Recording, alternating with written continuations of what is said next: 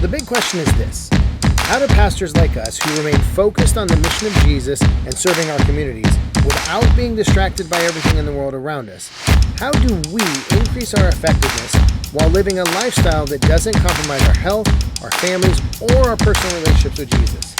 That's the question this podcast is going to answer. I'm Dr. Brandon Party Cooper, and welcome to the Ministry Hackers Podcast. All right, welcome to another episode of Ministry Hackers. We have a special episode today, and we are going to be talking with Jake Johnson, the author of the book, A King's Return. And so very excited to have him on the podcast. So Jake, welcome to the Ministry Hacker Podcast. Hey, Brandon. It's good to be able to share the book and talk with you, friend. And I'm excited about our conversation today. Good. So now your book has only been out for 3 weeks now? Yeah. Yep. A little bit over 3 weeks. And so what's been the response so far of the book? Yeah, it's been really good. Actually, a very brief story. I had a guy, I placed it on a local Facebook market here in town, just, kind of the shoot the half court shot. And maybe if someone snatched it, awesome. Right. And I had a guy message me on my Facebook page and say, hey, I kind of just took a chance, picked up the book because I thought it looked cool. And I just want to let you know I read it in 2 days and loved it. Can't wait for the next one to come out. And, I think as brand new authors, obviously you can attest to this too. Of course, your family and your friends are going to tell you, hey, good job. This is a good book. But it's really nice to have someone you have no connection with, no one kind of praise it. Not because, we need an affirmation or something, but it helps us as authors know, okay, we made a product that's worth buying for people, I guess. Yeah, well, it helps you know that you're on the right track. And yeah, that it's just not a pet project that you did. So, yeah. Well, sure. and yours is a fiction, and so as you know, I wrote a book released last November, and it was a nonfiction leadership book, and everybody said, "Man, I can't believe that you wrote a book. It's so hard, especially a nonfiction book." And every time somebody would say that, I kept thinking, I don't know, to me, writing a fiction book would be way more complicated and way more challenging. So how was it for you just writing the book itself? That's funny. Maybe it's because our brains operate differently, because I think, Maybe. Writing a leadership book would be a challenge. I think for me, I've always kind of had this creative side. I love Lord of the Rings. I love Narnia. I mean, most anyone who's got any sort of nerd bone in their body who's a Christian probably likes those. But I always just loved this idea of building a world, right? And whether it's even when I was a kid playing with Legos or something, there's this idea of being able to imagine this imaginary world and to be able to create. And so I think for me, the idea of the story, I don't want to say it came easily. Obviously, it's a lot of work, but it was just this idea of just like someone loves to paint. They just get an inspiration to paint or an inspiration to do something creative. This world kind of appeared in pictures in my brain, and I just began to write it down, I guess is the best way to say it. That's crazy. Well, and if you ever take a chance to go back, so for me, Lord of the Rings is one of my favorites. If you go back to read anything about Tolkien, it was kind of the same way for him, where he just kind of started seeing pieces of the world, and then over time just kind of wove them together. And so, So give everybody just a brief overview of what the book's about. Yeah. So kind of the story starts off, and it's about this High King Eloy is his name, and he's gone away for a long period of time. And basically he's left these various kings in a position to rule in his stead. And so he left because there was this warning of this coming darkness, this prophecy that he found. And so he left to go back to the land where his people had originally come from to try and find some answers to what this darkness is, how he could stop it. And in the meantime, a lot of time has passed, and many people in his kingdom begin to think that, hey, this dude's either dead, he's gone missing, what's up? And so there's kind of some grumblings and some things that are churning over inside this kingdom. And so his best friend, King Richard, who he left in his stead, soon at the very beginning of the book, so it's not too much of a spoiler, is killed. And so it leaves his son Titus in this position where he's got to try to hold this kingdom together while it seems to be falling apart. And so I'd say the direction of the book and maybe the message being woven into the story is this idea of lordship and leadership. with the idea of what we decide to serve, what we decide to give our loyalty, what we decide to allow to lead us, will take our lives, take our trajectory, our story down a certain path. And is that the path we truly want to go? Yeah. Go. Yeah, that's great. Well, and I think it's very timely too, just because with everything going on and COVID and everything else, like I think all of those things are being brought into question. We're getting out of our ordinary. We're getting out of the things that we've just kind of, I don't know, just become so used to and almost on autopilot. We're having to reevaluate and ask the question, okay, what is really at the center of my life? What's really guiding me? Where do my loyalties and my heart and my commitment and all those things lie? And so yes, it's a very very timely book, and it's action packed, like you said from the very beginning. There's action going on, and so yeah, for me, I loved it, just diving right in. And so, what inspired you to write the book?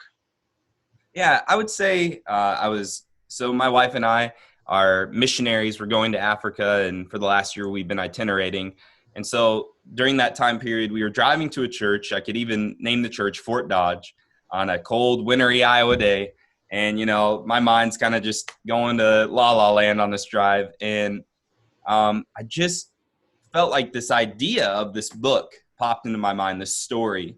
And one of the things I'll try not to divert too much here that I love about like Narnia, Lord of the Rings, and books like that is this idea of deep truths and the gospel wrapped up in a fiction story, right? That you can be reading this story that, grabs your attention for totally different reasons, but all of a sudden, it almost feels like you encounter Jesus in this different world, right? Right. And so I think that was the inspiration behind this story, not to, just make a carbon copy of the Bible, but just like Aslan, create a character and create a world where people who may not know God, people who may just enjoy a good story, can also meet the real King of Kings, right? The real High King, as I like to say. Right.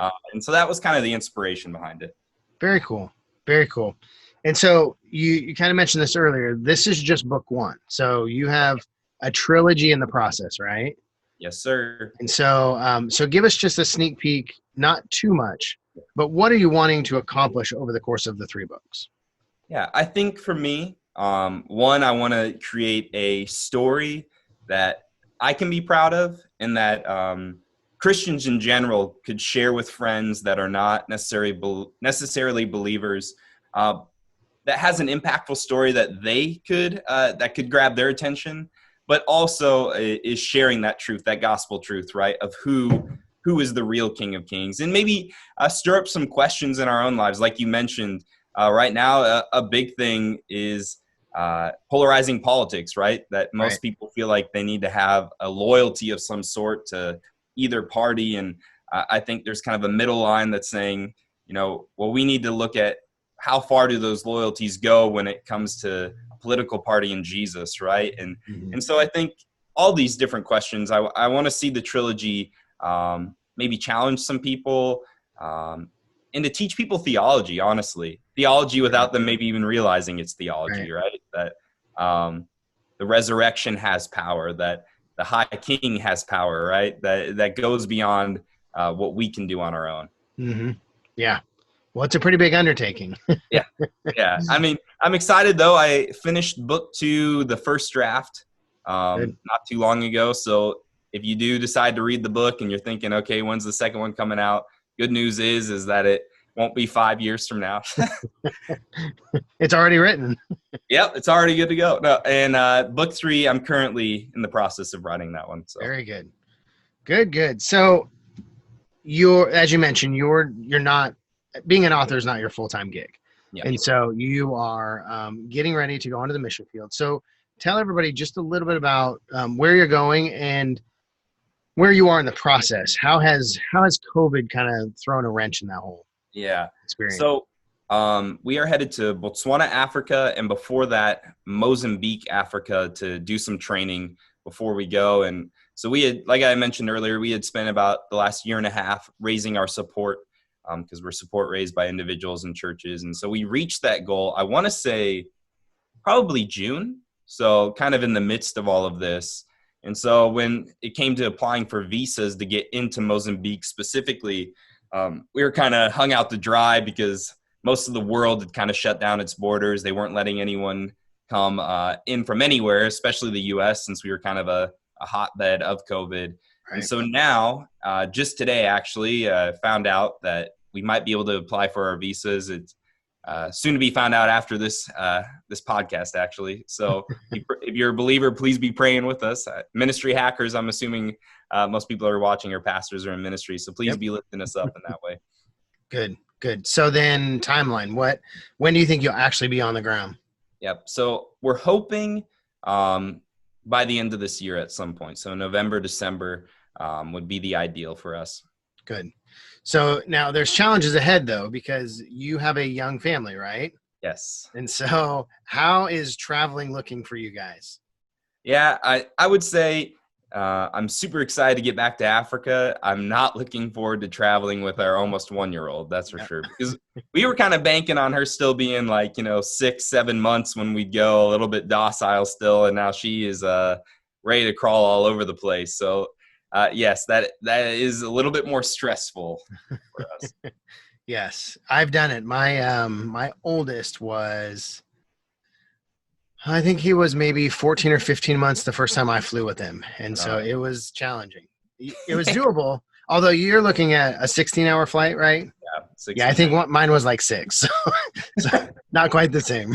What we're banking on is a lot of them are overnight flights. So we're hoping she'll at least sleep. I mean, right now she's sleeping from 7:30 to 7:30. So if we could get 12 hours of that flight for sleep, I mean, that'd be a godsend.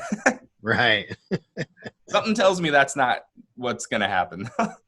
Yeah, well, you might. Well, yeah, it's 16 hours long. Mine, he slept pretty much the whole flight, so almost all 6 hours. The challenge was, though, he slept in my arms. And so, I'm holding him solid for 6 hours. So that was, my arms were tired.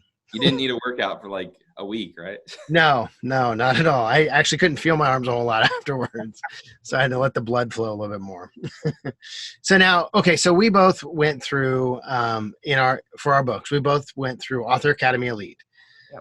So kind of maybe just give a brief explanation of what AAE is and how did they help you bring your book to life? Yeah, and so I have you to thank, Brandon, for introducing me to them. But AAE, Author Academy Elite, I would say the best way to describe it, and I feel like the way you described it to me, was it's kind of a middle option between the very expensive route of the traditional publishing, going with a huge publisher that's going to cost you thousands upon thousands of dollars, and kind of the you don't know what you're doing self-publishing route where you just kind of stumble around and figure it out. And that's kind of where I was at the crossroads of, I have this idea, I have this book, but I really had no clue what I was doing, right? I could have got scammed by anybody. And I think AAE really helped give me the tools, not only to make my book possible, because it's a bunch of courses. It's literally a walkthrough from, hey, you have an idea, how can we help you, to this is how you get it in stores worldwide. And even, a few weeks ago, I was able to go to Barnes & Noble and they said they'd order my book. So it's not like it's only an Amazon thing, which was really probably what drew me to it.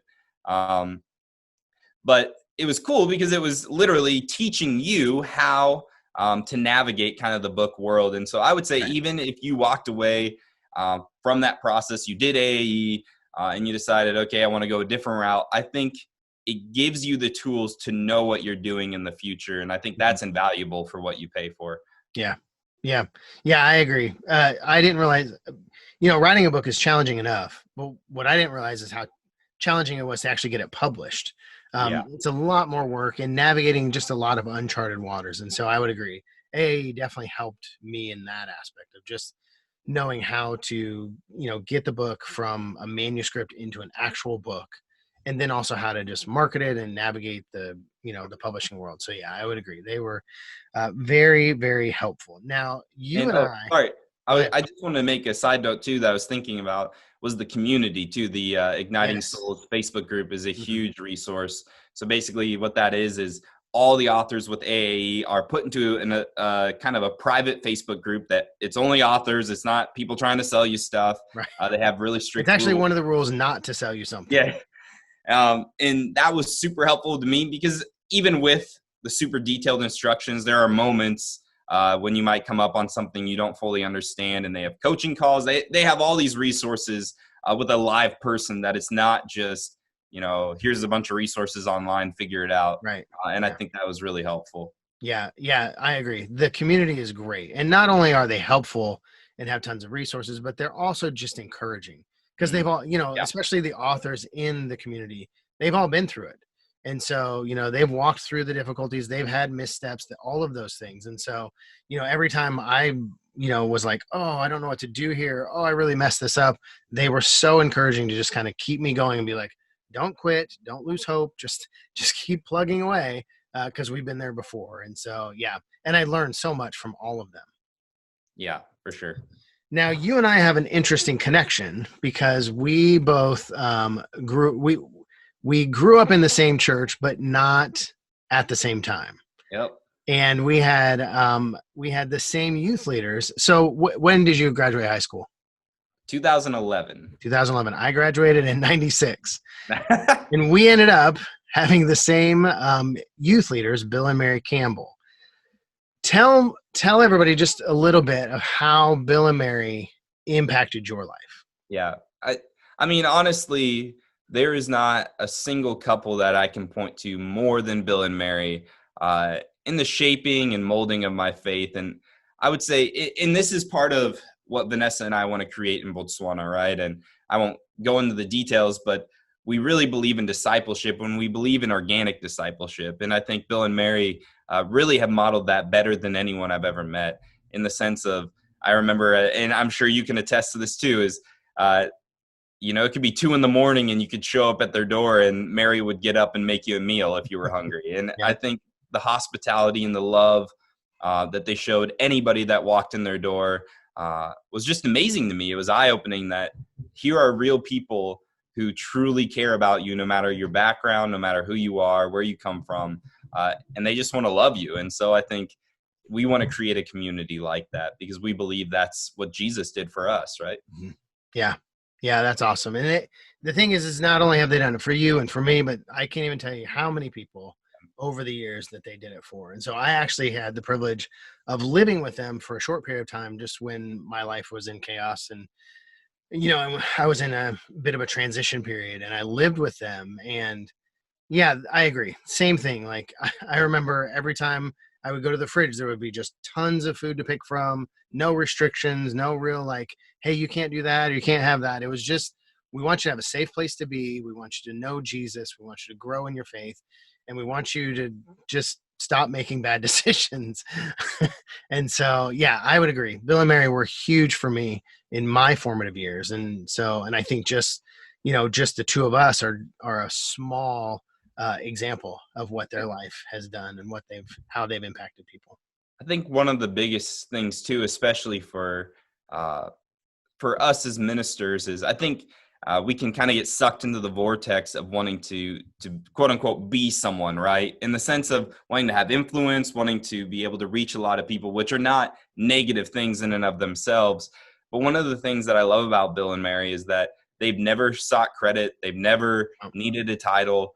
And I can name, several people off the top of my head that are maybe big wigs or people that are more well known that have been impacted by their lives in a deep and meaningful way.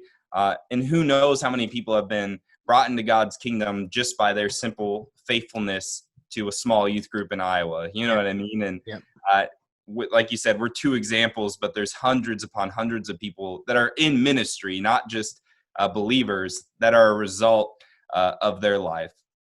Yeah. It's pretty incredible.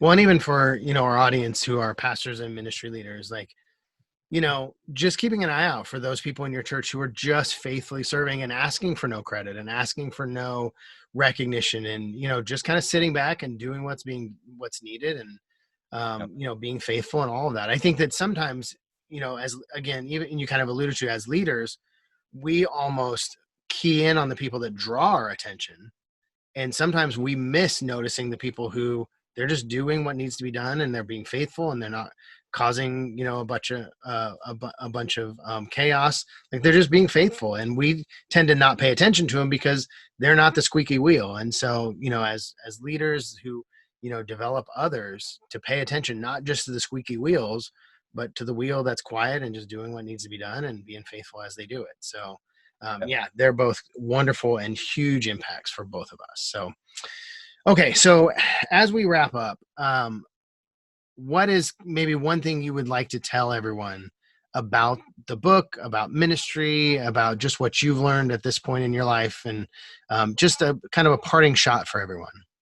Yeah, I'd say book-wise, I think the biggest thing that I'd like to see from this book is that it become an encouraging story for people. And I was on the dreaded website known as Twitter last night, and actually saw something positive on there. And this girl who had come from a Muslim background shared about how somehow her and her brother got separated when they were kids. And her younger brother didn't grow up in a good home, hadn't become a Christian, and really was kind of bitter towards life. And she had gone the opposite route. But in a conversation that they had, he had mentioned that one of the books that kind of held him through those difficult times was the Chronicles of Narnia. And it almost made me tear up, because she said, even though he's been through all these things and he doesn't believe in Jesus yet, he's met Aslan. And for me, that would be the greatest compliment of this book, that as people begin to read it, that maybe they haven't ever encountered Jesus, maybe they know who Jesus is already, but that maybe in a small, impactful way, they can encounter a new facet of who he is through this story, and that it would speak to that part of their heart. I think that's the biggest thing I'd love to see come from this book. And ministry-wise, we're just excited to get to the field to disciple college students. We're going to plant a campus ministry. And I think for me, one of the biggest things that we want to encourage these students with is to use the talents and the gifts and the jobs that they've been given to be an impact for Christ, that you don't necessarily have to be a minister to do those things. And I think being able to write a book with those meaningful things inside of it is just one example we can give to them, that you can make an impact in maybe a creative way. Right. That's good. That's good. Well, the book is A King's Return. He is Jake Johnson. If you are interested in getting the book, we'll have a link for that in the show notes. If you're interested in supporting Jake, we'll have a link for that as well. Thank you so much for being here, Jake. Thanks for taking time with us. I hope you guys had a great day, and we will see you in the next episode.